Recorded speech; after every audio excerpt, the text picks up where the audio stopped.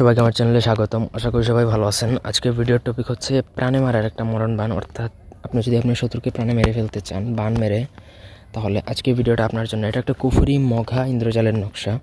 এটা যার উপর প্রয়োগ করবেন এতে শত্রু প্রাণে মারা যাবে একদম নিশ্চিত। আপনি যদি আপনার শত্রু জ্বালা অতিষ্ঠ হয়ে থাকেন, শত্রু বারবার আপনার ক্ষতি করে, আপনার উপর বান প্রয়োগ করে অথবা যে কোনোভাবেই আপনার ক্ষতি করে, আপনি যদি এমন অবস্থায় সিদ্ধান্ত নেন যে আপনি আপনার শত্রুকে মেরে ফেলবেন, তাহলে আজকের ভিডিওটা আপনার জন্য। প্রথম থেকে ভিডিওটা না টেনে শেষ পর্যন্ত দেখবেন।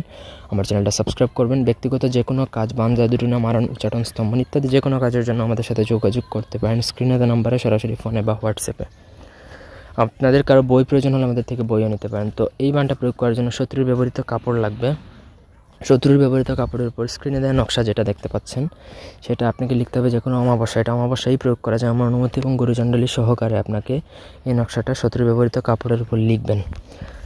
লেখার জন্য আপনাকে জাফরান কালি এবং কুমকুম, গুরুচন এই তিনটা জিনিস একত্রে মিশ্রিত করিয়া তারপর আপনাকে এই নকশাটা লিখতে হবে। নকশার মধ্যে দেখুন একটা জায়গায় লেখা আছে নাম এবং পিতার নাম। সেখানে শত্রুর নাম এবং শত্রুর পিতার নাম। শত্রু মেয়ে হলে পিতার নামের জায়গায় শত্রুর মাতার নামটা লিখবেন। তারপরে আপনাকে ওই নকশাটা যেদিন অমাবস্যা রাতে আপনি লিখবেন, সেই দিনই আপনাকে যে কোনো শ্মশান ঘাটে যেয়ে আপনাকে ওটা পুঁতে আসতে হবে। একা নির্জনে যাবেন, যে পুঁতে আসবেন, কাউকে সাথে নেবেন না এবং আসার সময় পিছনে ফিরে তাকাবেন না।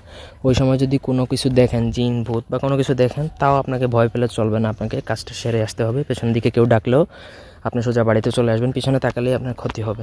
এটা যদি করতে পারেন তাহলে 72 ঘন্টার মধ্যে আপনার শত্রুর প্রাণে মারা যাবে, এটা একদম নিশ্চিত। বিস্তারিত জানতে কল দিবেন। ধন্যবাদ সবাইকে। আল্লাহ হাফেজ।